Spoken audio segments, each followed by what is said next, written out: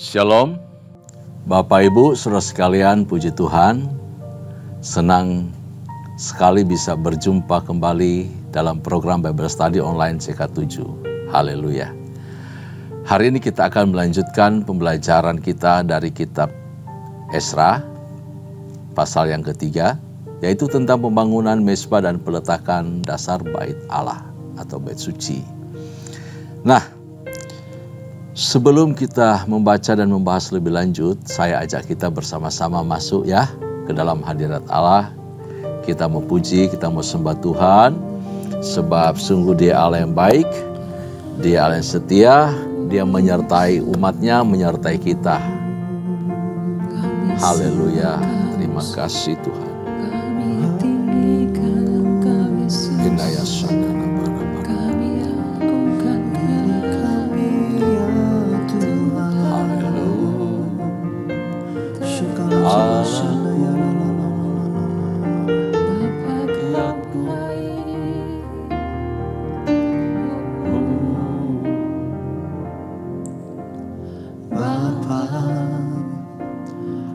Persembahkan tubuhku sebagai persembahan yang hidup, kudus, dan yang berkenan padamu, sebagai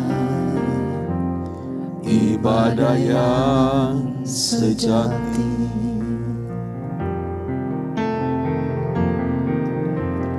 Bapa,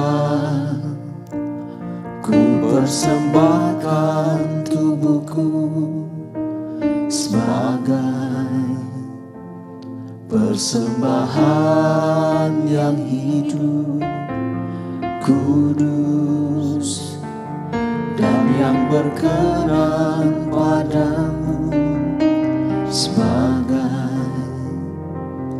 ibadah yang sejati. Ku sembahkan Tuhan, ku sembahkan Tuhan, ku serahkan hidupku kepadamu untuk kemuliaan nama-Mu.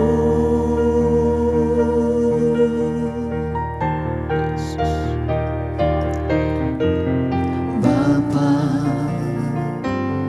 ku persembahkan tubuhku sebagai persembahan yang hidup, kudus, dan yang berkenan padamu, sebagai ibadah yang sejati. Ku sembahkan Tuhan, ku sembahkan Tuhan, ku serahkan hidupku kepadamu untuk kemuliaan nama-Mu. Ku sembahkan Tuhan, ku sembahkan Tuhan, ku serahkan hidupku kepadamu untuk kemuliaan nama-Mu.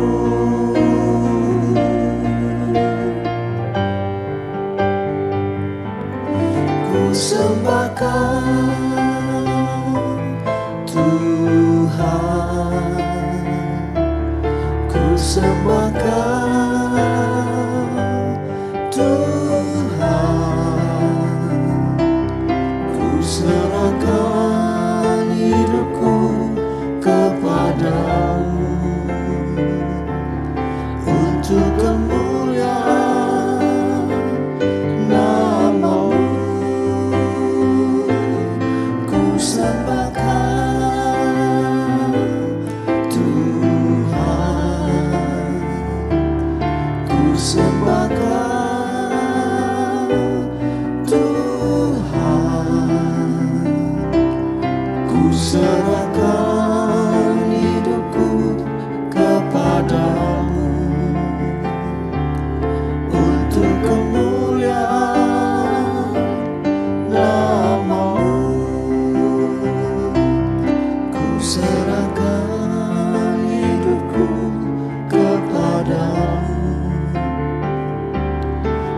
untuk kemuliaan nama-Mu. Ku serahkan hidupku kepadamu untuk kemuliaan nama-Mu.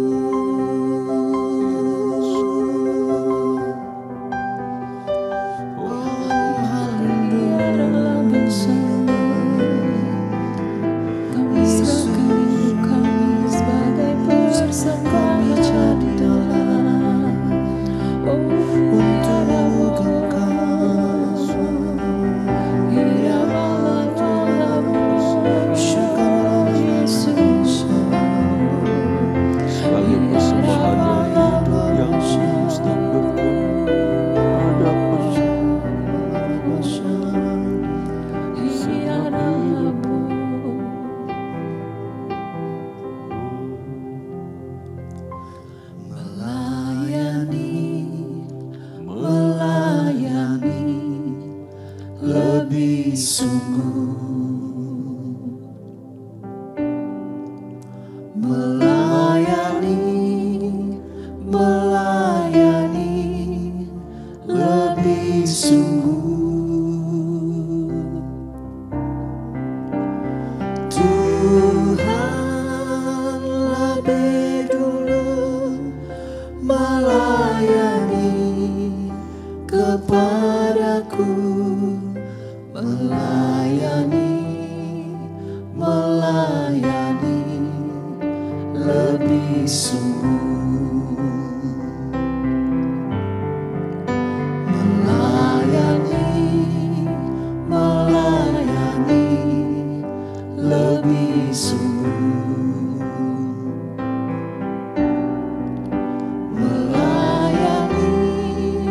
melayani lebih sungguh. Tuhan lebih dulu melayani kepadaku, melayani lebih sungguh, melayani lebih sungguh,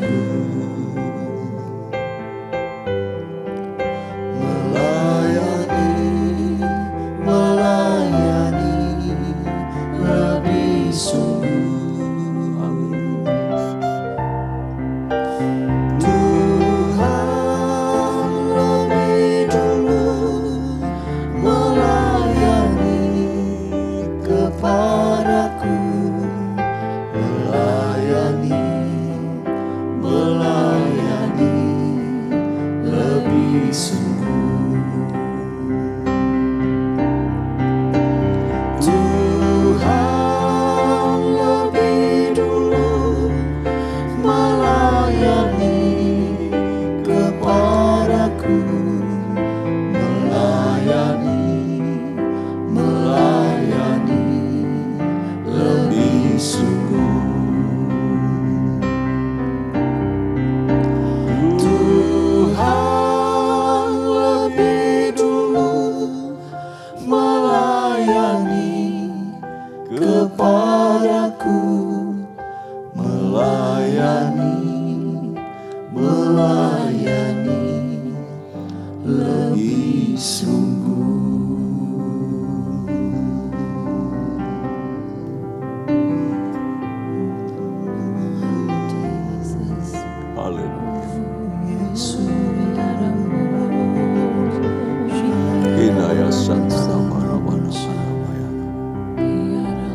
Terima kasih Tuhan. Kami mengucap syukur buat panggilan Tuhan yang nyata dalam kehidupan kami. Kami mengucap syukur kami dipanggil, diizinkan untuk melayani Engkau sesuai dengan karunia yang Tuhan percayakan kepada kami. Kami mengucap syukur. Ajar kami untuk terus mengasihi Tuhan, mencintai Tuhan, sehingga kami dapat melayani Engkau lebih sungguh lagi dari waktu ke waktu. Dan kami dapat mempersembahkan kehidupan kami sebagai persembahan yang hidup, yang kudus dan yang berkenan kepada Tuhan. Melalui pekerjaan kami, melalui usaha kami, melalui pelayanan kami, melalui keluarga kami, aktivitas kami. Semua menjadi persembahan yang kudus, yang harum di hadapan Tuhan. Terpuji nama-Mu ya Tuhan. Berkati pembelajaran Bible Study pada hari ini. Ajar kami, bimbing kami, urapi kami dengan kuasa firman-Mu. Sehingga kami mengerti maksud dan kehendak Tuhan dan dapat melakukannya dalam kehidupan kami sehari-hari. Urapi hamba-Mu, urapi kami semua. Dalam nama Yesus Kristus Tuhan, Allah hidup kami bersyukur. Kami berdoa, haleluya, haleluya. Amin, amin. Puji Tuhan, Bapak Ibu kekasih dalam Tuhan. Dalam kitab Esra pasal yang ketiga ini, dibagi menjadi dua perikop. Perikop pertama bicara mengenai pembangunan mezbah, dan perikop kedua mengenai perletakan dasar bait suci.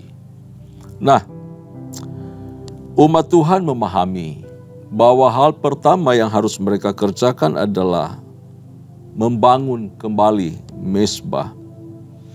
Karena mezbah di sini bicara mengenai bagaimana kita mempersembahkan hidup kepada Tuhan.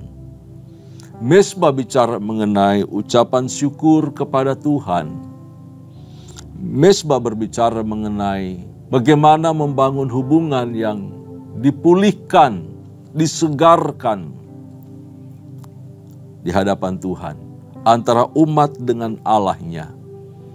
Ini mezbah. Mezbah berbicara mengenai apa yang dapat kita persembahkan dari hidup, dari seluruh apa yang kita punya. Nah,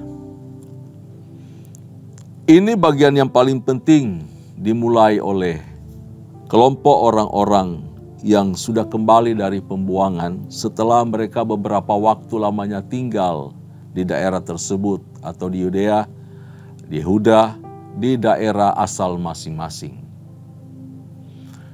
Mereka tetap kompak, 50.000 jiwa itu yang sudah menetap di kota mereka masing-masing. Mereka mulai membangun mezbah bagi Tuhan. Wah, itu langkah luar biasa Bapak Ibu saudara Tuhan. Mereka tahu dengan membangun mezbah, ibadah mereka sudah dimulai. Rohani mereka sudah mengalami pemulihan. Status mereka bahwa mereka adalah umat Allah dan hanya bisa menyembah Tuhan. Bertobat dari kesalahan pelanggaran masa lalu itu yang dilakukan oleh nenek moyang mereka. Mezbah didirikan di sini, pertanda bahwa mereka hanya punya satu Tuhan, punya satu juru selamat yang tetap setia dan mengasihi mereka, yang tetap menyertai mereka sampai saat itu. Nah, sekalipun ada perasaan takut terhadap orang lain yang tinggal di sekitarnya, hati mereka tetap teguh untuk mempersembahkan kurban pada Tuhan. Mereka bersatu hati membangun mezbah di tempat semula yang dulu di Bait Salomo. Di situ didirikan mezbah dan dihancurkan. Di tempat tersebut mereka kembali membangun mezbah buat Tuhan. Ya. Jadi membangun mezbah menunjukkan bahwa mereka mulai mempersembahkan kurban bakaran kepada Tuhan. Mereka mulai ibadah mereka kepada Tuhan saja. Kita bacakan ya, ayat pertama sampai ayat yang ke-7. Demikian firman Tuhan. Saya pandu kita untuk membaca firman Tuhan ini di halaman 506 Alkitab saya. Bapak Ibu boleh baca di rumah atau mendengarkan. Pembangunan mezbah. Ketika tiba bulan yang ke-7, setelah orang Israel menetap di kota-kotanya, maka serentak berkumpullah seluruh rakyat di Yerusalem. Maka mulailah Yesua bin Yosadak beserta saudara-saudaranya, para imam itu, dan Zerubabel bin Seltiel, beserta saudara-saudaranya membangun mezbah Allah untuk Allah Israel untuk mempersembahkan korban bakaran di atasnya sesuai dengan yang ada tertulis dalam kitab Taurat Musa, abdi Allah. Mereka mendirikan mezbah itu di tempatnya semula. Sungguh pun mereka ketakutan terhadap penduduk negeri. Lalu mereka mempersembahkan di atasnya korban bakaran kepada Tuhan. Korban bakaran yang waktu pagi dan waktu petang. Mereka juga mengadakan hari raya Pondok Daun sesuai dengan yang ada tertulis dan mempersembahkan korban bakaran hari demi hari menurut jumlah yang sesuai dengan peraturan, yakni setiap hari menurut ketetapan untuk hari itu. Dan sejak itu diadakanlah korban bakaran yang tetap, juga korban bakaran pada bulan baru dan pada setiap hari raya yang kudus bagi Tuhan, dan setiap kali orang mempersembahkan persembahan sukarela kepada Tuhan. Sejak hari pertama bulan yang ke-7 mereka mulai mempersembahkan korban bakaran kepada Tuhan, namun dasar bait suci Tuhan belum juga diletakkan. Lalu mereka memberikan uang kepada tukang batu dan tukang kayu, sedang kepada orang Sidon dan Tirus makanan dan minuman dan minyak, supaya orang-orang itu membawa kayu aras dari Lebanon sampai ke laut dekat Yafo, seperti yang telah diizinkan kepada mereka oleh Kores, raja negeri Persia. Wow. Genap 7 bulan mereka tinggal, ya. Atau boleh dikata juga pada bulan ke-7. Pada bulan ke-7 kalender Yahudi, yaitu bulan Tizri, ya. Kalau kalender kita sekitar pertengahan September sampai Oktober. Saya lebih percaya bahwa bulan yang ke-7 ini atau tiba bulan ke-7 bukan 7 bulan mereka berada di negeri tersebut, di negeri Yehuda. Tetapi ini bicara bulan ke-7 kalender, yaitu bulan Tisri. Kenapa? Karena bulan Tisri itu banyak hari raya. Banyak hari raya. Nah, tadi kita baca berulang kali mereka melakukan perayaan-perayaan hari raya, bulan baru, dan mempersembahkan kurban bakaran bersifat tetap. Ya, ini yang mereka lakukan. Mereka sekalipun ada masyarakat di tengah-tengah mereka, masyarakat yang telah tinggal di negeri itu ketika mereka ada di pembuangan. Nah, orang-orang Arab, orang-orang yang ada di sekitar dari Yehuda itu, baik itu Amon, baik itu Amalek, baik itu punya bangsa-bangsa yang ada menjadi tetangga-tetangga orang Israel, orang Yehuda, yang paling banyak hijrah ke situ adalah kelompok orang-orang dari negeri Arab. Karena prinsip dari kerajaan Babel waktu dan Asyur waktu melakukan pembuangan, penduduk asli dibuang, dipindahkan tempat. Lalu penduduk dari negeri yang lain ditawan, dipindahkan ke situ, ke negeri. Jadi ada persilangan penduduk. Supaya apa? Supaya menghilangkan jati diri, menghilangkan kekuatan, menghilangkan integritas diri mereka, budaya mereka habis lenyap. Seperti itu. Jadi jahat banget Bapak Islam Tuhan. Demikian juga dengan kondisi orang Israel dan Yehuda. Ketika orang Yehuda ditawan ke Babel, maka kelompok-kelompok lain masuk tinggal di situ, menetap di sana. Sehingga waktu orang Yehuda kembali dari pembuangan, penduduk-penduduk pendatang yang tinggal di Yehuda itu sepertinya terusik. Sehingga membuat orang Israel juga atau orang Yehuda ini agak sungkan. Takut juga melaksanakan kegiatan ibadah mereka. Padahal itu negeri mereka, tanah mereka. Ya, ini menjadi halangan bagi mereka. Sehingga mereka merasa tidak bebas untuk mempersembahkan kurban atau melakukan apapun untuk Tuhan. Ini yang disampaikan di dalam ayat pertama sampai ayatnya yang ke-6. Tapi puji Tuhan, dikatakan di ayat yang ke-7 bahwa Allah sudah mempersiapkan lebih dulu melalui Raja Kores ini apa saja yang harus mereka lakukan. Ya, negeri-negeri yang lain, raja-raja yang tetangga yang dulu bersahabat dengan Yehuda, dengan Israel, bersedia untuk membantu, termasuk urusan pembangunan bait Allah ini. Nah, puji Tuhan, mezbah sudah didirikan. Kurban bakaran sudah berjalan.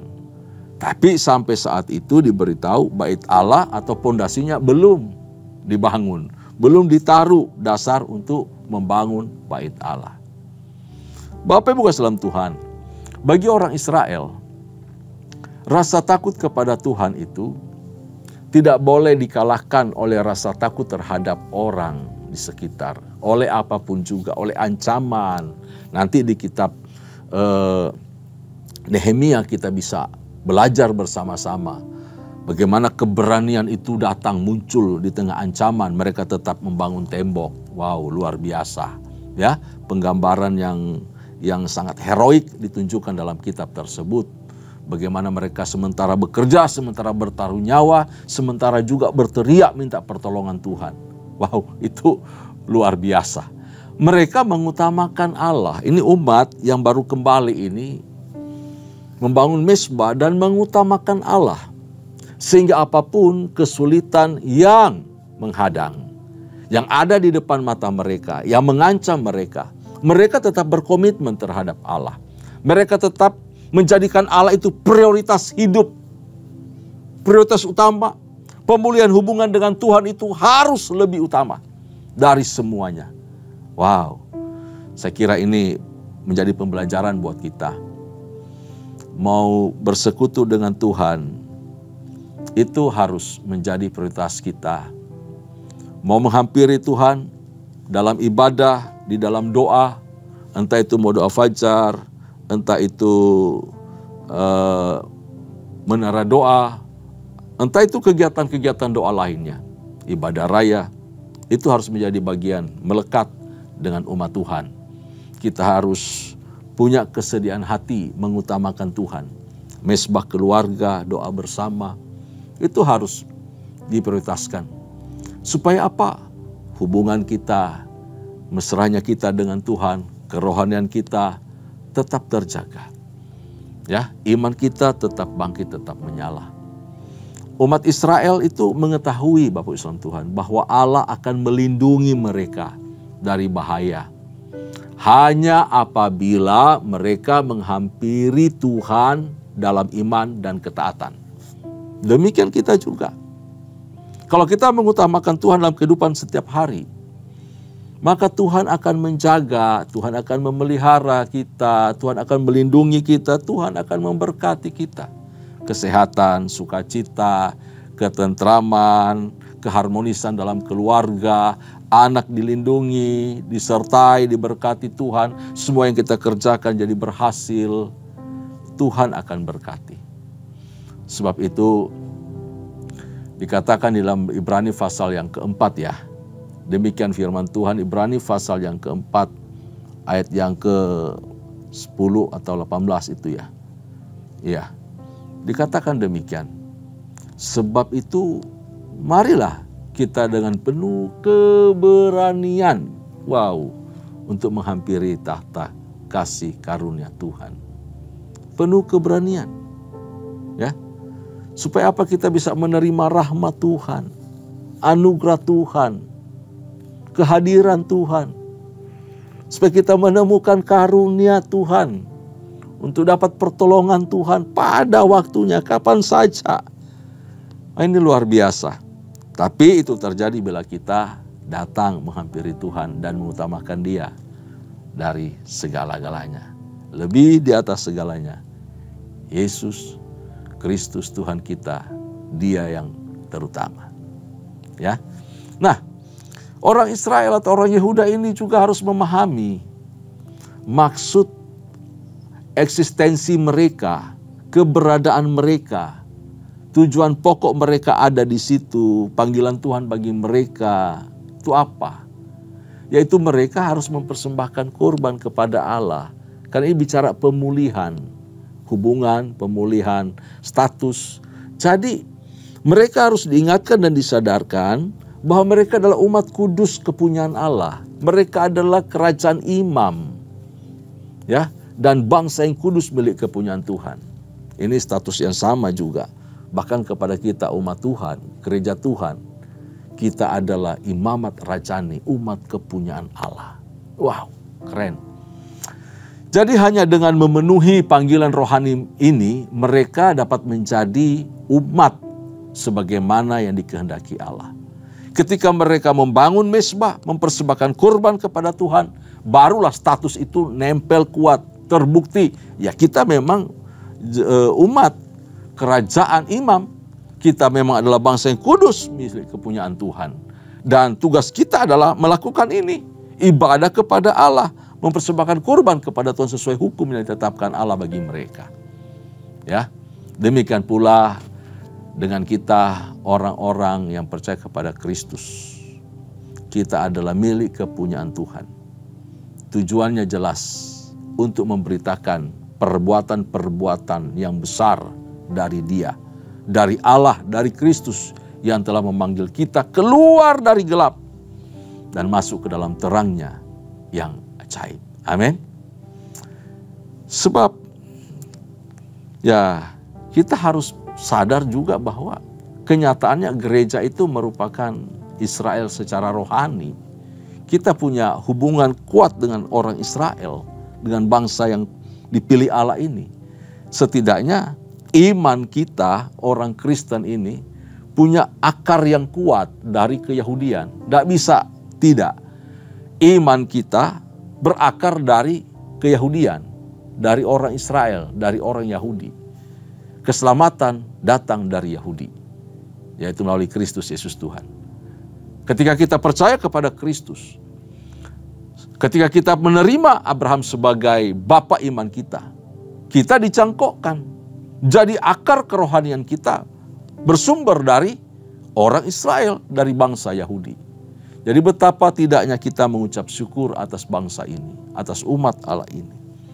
Sehingga kita bisa melihat bahwa kita punya peran yang sama sebagai umat kepunyaan Allah, sebagai imamat rajani. Setiap hari kita harus mempersembahkan hidup kita kepada Tuhan.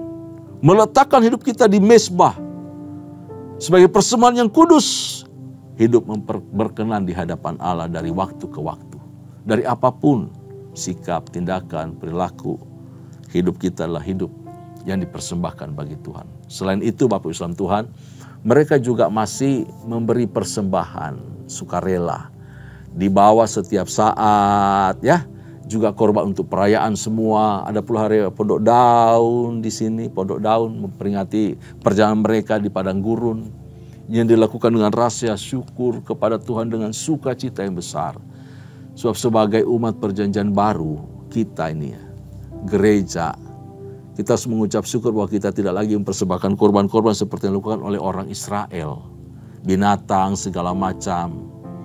Tuhan hanya menuntut hidup kita, diri kita, dipersembahkan sebagai persembahan yang hidup. Hidup kita ini, gerak-gerik kita, tindakan kita, motivasi kita, pikiran kita, hati kita, perasaan kita, semua harus diwarnai Kristus. Setidaknya ada nama Kristus tertera di pikiran kita. Kristus kekudusannya menjadi standar hidup kita. Memang tidak mudah, sulit, tetapi Kristus berkata, sempurnalah kamu seperti Bapakku di surga sempurna. Kalau sampai Yesus berbicara demikian berarti ada jaminan kita bisa, kita sanggup. Roh Kudusnya yang bekerja menolong kita dari waktu ke waktu. Kalau gagal jatuh bangkit lagi, pulih lagi, maju lagi. Jatuh bangkit lagi, maju lagi. Terus bergerak ke arah Kristus. Gak boleh berhenti, gak boleh jatuh dan membiarkan diri tergeletak. Tuhan tidak akan biarkan kita mengalami hal seperti itu. Maka sukacita akan memenuhi hidup kita. Ketika kita mempersembahkan seluruh hidup kita menjadi persembahan yang kudus, yang hidup, dan yang berkenan kepada Allah kita. Bapak Ibu salam Tuhan, korban bakaran korban yang seluruhnya dibakar, habis, itu disebut korban bakaran. Melambangkan apa? Totalitas pemberian. Seluruh pemberian dengan segenap hidup, dengan segenap hati, dengan sungguh-sungguh. Itu bicara totalitas pemberian. Nah, orang percaya Yang memahami karunia Allah dalam pengorbanan Kristus Yesus Tuhan kita pasti akan mengungkapkan rasa syukurnya dengan cara memberi hidup secara utuh, total, penuh kepada Tuhan. Ya, agar persembahan hidupnya itu berkenan bagi Allah, yaitu melayani Dia dan hidup menyenangkan Tuhan. Sebab tujuan Tuhan menciptakan kita adalah untuk menyenangkan Tuhan, untuk kemuliaan namanya, supaya namanya harum. Dia disenangkan dengan hidup kita, dengan nyanyian kita. Biarlah manis kau dengar. Semua hal dari hidup kita menyenangkan hati Tuhan. Amin. Nah, yang kedua di perikop berikutnya adalah mereka meletakkan bait suci. Saya akan bacakan dari ayat 8 ya. Pada waktu tahun yang kedua sesudah mereka sampai ke rumah Allah di Yerusalem, dalam bulan yang kedua, maka Zerubabel bin Shealtiel dan Yesua bin Yosadak beserta saudara-saudara mereka yang lain, yakni para imam dan orang-orang Lewi dan semua orang yang pulang ke Yerusalem dari tempat tawanan, memulai pekerjaan itu. Mereka menugaskan orang-orang Lewi yang berumur 20 tahun ke atas untuk mengawasi pekerjaan membangun rumah Tuhan. Lalu Yesua serta anak-anak dan saudara-saudaranya dan Kadmiel serta anak-anaknya orang-orang Yehuda bersama-sama bertindak mengawasi orang-orang yang melakukan pekerjaan membangun rumah Allah. Demikian juga Bani Henadad, anak-anak dan saudara-saudara mereka orang-orang Lewi itu, dan seterusnya. Bapak Ibu kasih dalam Tuhan, bahwa ketika pondasi bait suci itu diletakkan, umat itu menyanyikan pujian mereka kepada Tuhan. Waduh, ya, mereka naikkan pujian kepada Tuhan. Mereka menyaksikan bersama-sama bagaimana landasan atau pondasi bait suci itu diletakkan. Jadi mereka menyanyikan nyanyian syukur kepada Tuhan. Mereka menyadari bahwa, wow, ini semata-mata karena kemurahan Allah. Kita bisa mendirikan bait Allah. Kita mulai dengan tanam namanya pondasi itu. Kita mulai taruh lebih dulu yang kokoh. Wah, ini pasti merupakan jawaban Allah atas doa kita. Nah, ini mereka punya kerinduan ya untuk membangun bait Allah. Dan itu merupakan tujuan mereka kembali ke Yehuda. Alkitab menulis bahwa orang-orang Yehuda itu kemudian sangat histeris ya, sangat histeris. Di ayat yang ke-11 dikatakan begini, secara berbalas-balasan mereka menyanyikan bagi Tuhan nyanyian pujian dan syukur, sebab Ia baik, bahwasanya untuk selama-lamanya kasih setianya kepada Israel, dan seluruh umat bersorak-sorai dengan nyaring sambil memuji-muji Tuhan oleh karena dasar rumah Tuhan telah diletakkan. Ayat 12, tetapi banyak di antara para imam, orang-orang Lewi dan kepala-kepala kaum keluarga, orang tua-tua yang pernah melihat rumah yang dahulu menangis dengan suara nyaring ketika peletakan dasar rumah ini dilakukan depan mata mereka, sedang banyak orang bersorak-sorai dengan suara nyaring karena kegirangan. Orang tidak dapat lagi membedakan mana bunyi sorak-sorai kegirangan dan mana bunyi tangis rakyat, karena rakyat bersorak-sorai dengan suara nyaring sehingga bunyinya kedengaran sampai jauh. Nah, Bapak Islam Tuhan, ada kelompok orang yang merasakan suasana hati yang berbeda. Ada yang menyanyi dengan sorak-sorai dengan gembiranya. Ini pasti kelompok anak muda, anak remaja. Tapi orang-orang tua itu menangis sedih. Ya, menangis sedih. Kenapa mereka menangis sedih? Mereka menyaksikan begitu ditaruh pondasi, ukurannya segala macam terlihat jelas. Waduh, mereka yang pernah menyaksikan yang namanya kemegahan, besarnya, indahnya, mewahnya bait Salomo, bait Allah yang dibangun oleh Salomo. Mereka nangis, mereka sedih, mereka terharu. Aduh, memang gak seberapa dibandingkan dengan apa yang dibangun oleh Raja Salomo. Ya, bait Allah Salomo dibangun dalam kemegahan, kekayaan, melimpah. Tetapi yang sekarang semua bersumber dari bantuan orang, bantuan kerajaan orang bangsa fasik, bangsa kafir. Bapak Ibu Islam Tuhan, ini yang dialami oleh kelompok generasi tua. Tetapi generasi muda, remaja yang tidak pernah melihat bait Allah Salomo, dengan adanya bait Allah yang baru yang mereka buat mereka, ini kita adalah historis maker. Waduh, kita harus bersorak-sorai, bergembira. Dalam sejarah generasi kita bangun bait Allah. Padahal mereka nggak menyaksikan betapa megahnya, mewahnya bait Allah Salomo. Jadi dua suara ini yang terdengar riuh. Ada yang bersorak-sorai, ada yang menangis. Semua perasaan bercampur aduk, ya, menjadi keriuhan yang sangat-sangat besar. Sekalipun hukum Allah mendorong umat untuk beribadah dengan tertib, hal itu tidak membatasi penyembahan pada satu bentuk atau pola tertentu, Bapak Islam Tuhan. Dari cara mereka nih ya, menyanyi, memuji, nangis, tertawa. Ya, beberapa orang yang telah menyaksikan kemulaian bait Allah Salomo menangis. Ya, niscaya karena merasa lega, bisa demikian. Bahwa aib kehancuran kini sudah tidak ada lagi. Boleh, itu bergembira itu. Nangis karena gembira. Ya, mereka bangga. Yang lain bersorak-sorai kegirangan karena mereka menjadi historis maker ya. Anak-anak yang merintis pembangunan bait Allah tercatat sebagai generasi yang baru.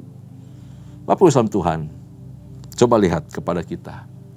Penyembahan kita hendaknya senantiasa luwes di hadapan Tuhan. Ya, bebas di hadapan Allah. Sehingga memberi peluang untuk berbagai ungkapan spontan, perasaan hati keluar, meluap-luap kepada Allah.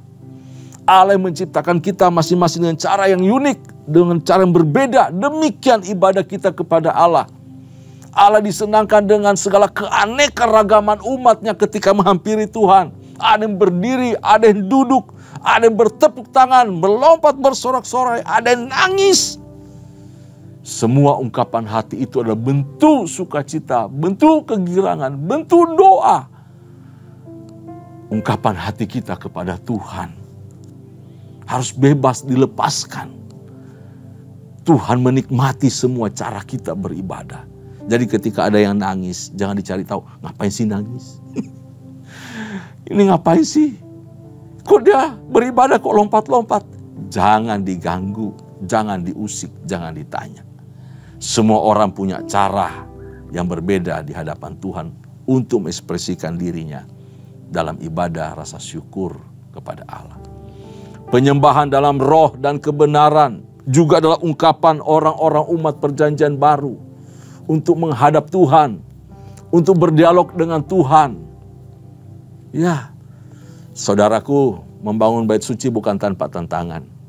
Seperti yang dialami oleh orang-orang Israel ini. Mereka memiliki beberapa sikap yang patut kita teladani ketika memulai meletakkan bait Allah. Apa itu?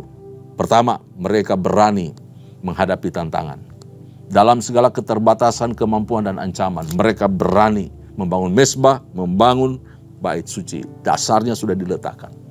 Kedua, mereka memiliki komitmen yang kuat untuk tetap melakukan tugas itu. Ya, mereka tetap memelihara unity dan kekompakan serta tunduk dalam satu komando. Wah, itu luar biasa. Ketiga, mereka tetap meletakkan percaya mereka kepada Tuhan yang menyertai, yang melindungi mereka dan memberkati mereka. Bahwa ada penyediaan dari Tuhan terhadap apa yang mereka perlukan. Jadi tiga sikap ini harus kita miliki. Ketika kita juga membangun kerohanian kita setiap hari. Baik pribadi, keluarga maupun secara berjemaat. Bersama-sama mari kita berani hadapi tantangan. Apa saja dari dalam maupun dari luar. Dari suasana atau situasi iklim. Miliki komitmen yang serius dan sungguh-sungguh. Dan tetap percaya andalkan Tuhan. Demikian Esra pasal yang ketiga buat kita semua. Tuhan Yesus memberkati kita. Tundukkan kepala, kita berdoa. Bapa Surgawi, kami mengucap syukur, kami berterima kasih lewat pelajaran yang sangat berharga ini. Engkau mengajarkan kami untuk mengutamakan Tuhan di atas segala-galanya. Kami harus berani melangkah. Kami tidak boleh takut dengan ancaman. Dan kami tidak boleh hidup di dalam kenyamanan kami. Kami harus belajar mempersembahkan hidup kami di atas mezbah-Mu sebagai persembahan yang hidup, yang kudus dan berkenan kepada Tuhan. Itulah hidup kami, demikianlah panggilan hidup kami sebagai orang percaya untuk menyenangkan Tuhan dari seluruh keberadaan diri kami. Terima kasih ya Tuhan, terpuji nama-Mu. Belajar dari kehidupan orang Israel, orang Yehuda ini, untuk berani menghadapi tantangan yang ada di depan mereka. Untuk mereka memiliki satu komitmen bersama-sama, memelihara keunitian dan tunduk kepada suara komando otoritas yang memimpin mereka.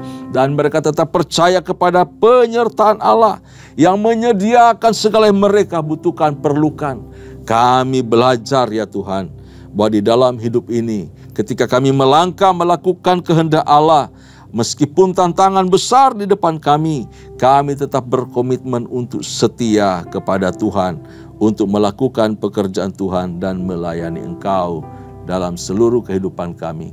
Kami mau tetap tunduk kepada otoritas Tuhan yang Tuhan letakkan di atas kami. Dan kami belajar bersama-sama percaya bahwa Tuhan yang menyertai kami adalah Allah yang menyediakan apa yang kami perlukan. Terpujilah nama-Mu ya Tuhan, karenanya itu hamba berdoa, berkati seluruh umat-Mu, keluarga demi keluarga, para suami, para istri, anak-anak. Tuhan memberkati orang-orang muda, Tuhan memberkati, pulihkan kekuatan mereka. Masa depan mereka Tuhan berkati di dalam nama Yesus. Setiap pekerjaan, usaha, bisnis, pelayanan, Tuhan memberkati. Terpujilah nama-Mu ya Tuhan. Kami mengucap syukur.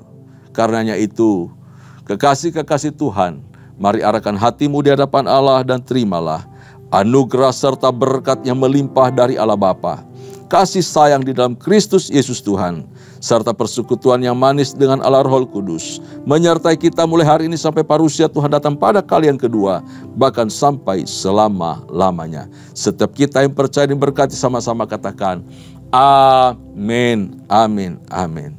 Tuhan Yesus memberkati. Shalom.